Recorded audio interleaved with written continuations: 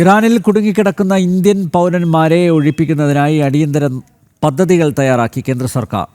ഒഴിപ്പിക്കപ്പെടുന്നവരുടെ ആദ്യ സംഘത്തെ നാളെ തന്നെ ഭാരതത്തിലേക്ക് വിമാനമാർഗം എത്തിക്കും. ടെഹ്റാനിലെ ഇന്ത്യൻ എംബസി രാജ്യത്തിൻ്റെ വിവിധ ഭാഗങ്ങളിലായി കഴിയുന്ന ഇന്ത്യൻ വിദ്യാർത്ഥികളുമായി ബന്ധപ്പെട്ടിട്ടുണ്ട്. വിവരങ്ങളുമായി ശ്രീകാന്ത് ചേരുന്നു. ശ്രീകാന്ത്, അത്രമാത്രം പ്രക്ഷുബ്ധമാണോ ഇറാനിലെ കാലാവസ്ഥ?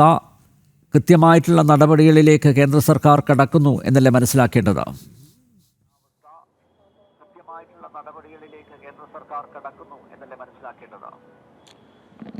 അനിൽ നമ്പ്യാർ, ഇറാനിൽ പ്രക്ഷോഭം ഇപ്പോഴും കെട്ടടങ്ങിയിട്ടില്ല. ഇറാനും അമേരിക്കയും തമ്മിൽ ഒരു അനുരഞ്ജനത്തിൻ്റെ പാത തുറന്നിട്ടുണ്ട് എന്ന് പറയുമ്പോഴും ഏത് നിമിഷവും എന്തും സംഭവിക്കാം എന്നതാണ് അവസ്ഥ.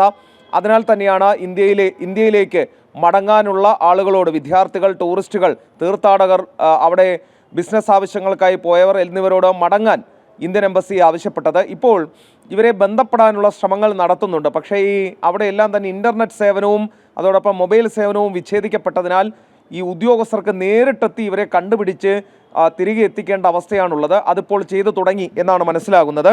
ഇറാനിൽ കുടുങ്ങിക്കിടക്കുന്ന ഇന്ത്യൻ പൗരന്മാരെ ഒഴിപ്പിക്കുന്നതിന് അടിയന്തര പദ്ധതികൾ എംബസി തയ്യാറാക്കി കഴിഞ്ഞു. ഒഴിപ്പിക്കപ്പെടുന്നവരുടെ ആദ്യ സംഘത്തെ നാളെ തന്നെ ഇന്ത്യയിലേക്ക് വിമാനമാർഗം എത്തിക്കും എന്നാണ് പുറത്തുവരുന്ന വിവരം.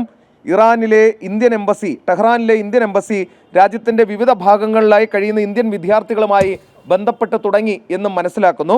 ഔദ്യോഗിക കണക്കുകൾ പ്രകാരം വിദ്യാർത്ഥികളടക്കം 10,000-ലധികം ഇന്ത്യക്കാർ നിലവിൽ ഇറാനിൽ ഉണ്ട് എന്നാണ് കിട്ടുന്ന വിവരം. ഇവരെ എല്ലാം തന്നെ സുരക്ഷിതമായി എത്തിക്കാനുള്ള ശ്രമമാണ് നടക്കുന്നത്. കഴിഞ്ഞ ദിവസം തന്നെ അഡ്വൈസറി പുറപ്പെടുവിച്ചിരുന്നു.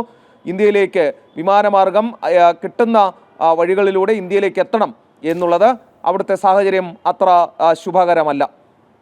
ഇറാനിൽ കുടുങ്ങിക്കിടക്കുന്ന ഇന്ത്യൻ പൗരന്മാരെ ഒഴിപ്പിക്കുന്നതിനായി അടിയന്തര പദ്ധതികൾ തയ്യാറാക്കിയിരിക്കുന്നു കേന്ദ്ര സർക്കാർ. ഒഴിപ്പിക്കപ്പെടുന്നവരുടെ ആദ്യ സംഘത്തെ നാളെ തന്നെ ഭാരതത്തിലേക്ക് വിമാനമാർഗം എത്തിക്കും. ടെഹ്റാനിലെ ഇന്ത്യൻ എംബസി രാജ്യത്തിൻ്റെ വിവിധ ഭാഗങ്ങളിലായി കഴിയുന്ന ഇന്ത്യൻ വിദ്യാർത്ഥികളുമായി ബന്ധപ്പെട്ടിട്ടുണ്ട്. ശ്രീകാന്താണ് വിശദമായ വിവരങ്ങൾ നൽകിയത്.